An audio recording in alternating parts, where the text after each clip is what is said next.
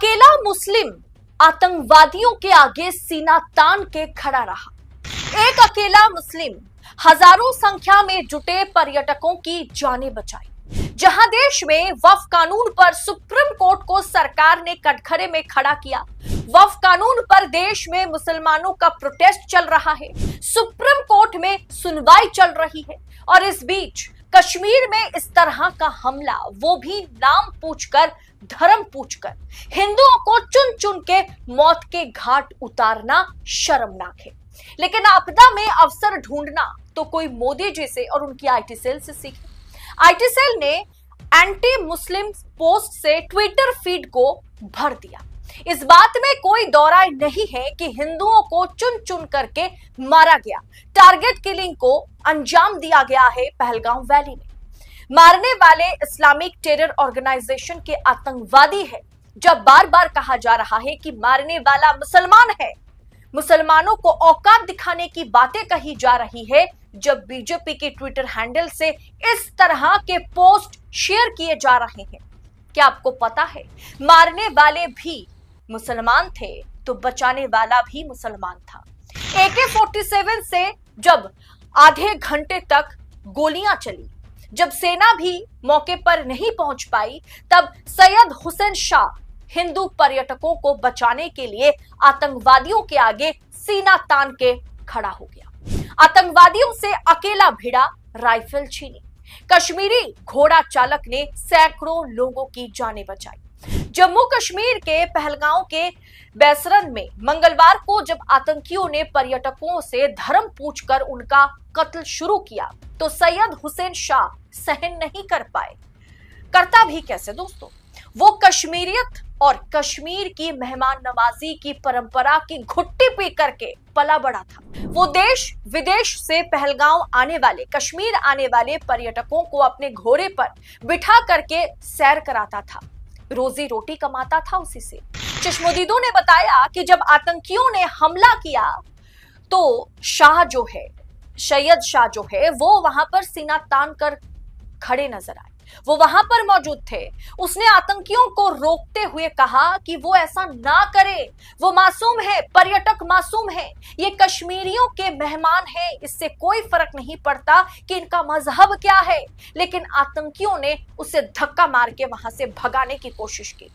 फिर भी सैयद हुसैन नहीं माने। वो सीना तान के खड़े रहे और पर्यटकों को कहते रहे कि आप लोग नीचे की ओर भागिए, जंगलों में भाग जाइए, और खुद वहां पर खड़ा रहा। तो आतंकवादियों ने भी उन्हें गोलियों से भून डाला। अगर सैयद हुसैन नहीं होते तो मौतों की संख्या न जाने कहां तक पहुंचती। उसे अन्य घायलों के साथ जब अस्पताल पहुंचाया गया तो उन्होंने तब तक दम तोड़ दिया था। आज हजारों कश्मीरी, सैकड़ों कश्मीरी जो है वो सड़कों पर उतरे हैं इस आतंकवादी हमले के खिलाफ विरोध प्रदर्शन करने, और ये सभी मुसलमान हैं। नाराए तकदीर अल्लाहू अकबर कहते हुए ये कश्मीरी मुसलमान हिंदुओं पर चलाई गई गोलियों का हिसाब मांग रहे हैं उन आतंकवादियों से।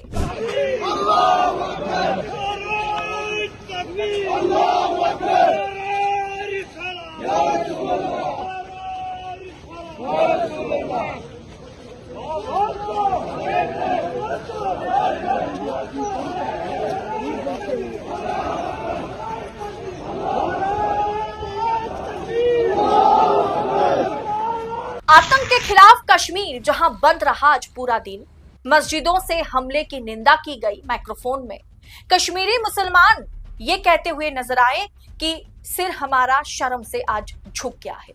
कश्मीर की मस्जिदें, विशेष रूप से जामिया मस्जिद, भलेसा और श्रीनगर के प्रमुख मस्जिदों ने माइक पर हमले की निंदा की। मौलवियों ने इसे इस्लाम और इंसानियत के खिलाफ कायराना हरकत बताया। श्रीनगर के एक मौलवी ने कहा कि कश्मीर मेहमानों की इज्जत करता है, यह हमला हमारी संस्कृति और शांति के खिलाफ है। इस हमले का हर कोई विरोध कर रहा है, निंदा कर रहा है, करना भी चाहिए, चाहे वो हिंदू हो, चाहे वो मुसलमान हो, चाहे वो सत्ता पक्ष के लोग हो, चाहे विपक्ष के लोग हो। लेकिन इस बात को भी आप नजरअंदाज नहीं कर सकते कि कश्मीर में धर्म पूछकर नरसंहार हुआ है, और इस बात को भी आप नजरअंदाज नहीं कर सकते पर्यटकों को बचाने वाला और आतंकवादियों से भिड़ने वाला भी, सीना तान के खड़े रहने वाला भी एक मुसलमान ही था। अगर सैयद हुसैन चाहता तो अपनी जान बचाकर वहां से भाग सकता था, और आतंकवादियों ने धर्म पूछकर हिंदुओं को टारगेट किया तो वो उस घोड़ा चालक को वहां से बड़े आसानी से जाने देता। लेकिन सैयद हुसैन ने ऐसा नहीं किया। उसने भागने के बजाय आतंकवादियों का मुकाबला किया और अपनी सवारियों और जो भी पर्यटक वहां पर मौजूद थे उन्हें भागने में मदद करी। उसकी बहादुरी और बलिदान के कारण कई लोगों की जान बची है। अगर वो आतंकियों का मुकाबला ना करता तो शायद यहाँ पर जितने लोग इतने लोग वहां पर मौजूद थे और भी ज्यादा, भी तो 26 के आंकड़े हमारे सामने हैं, इससे भी ज्यादा शायद मौतें होती। तो इसीलिए दोस्तों भारतीय जनता पार्टी या भाजपा आईटी सेल इसे जिस तरीके से हिंदू मुसलमान की प्रोपागेंडा जो भारतीय जनता पार्टी जिस पीच पर खेलना पसंद करती है, उसे इस पूरे घटना को उसी राह पर ले जाने की कोशिश में लगी हुई थी।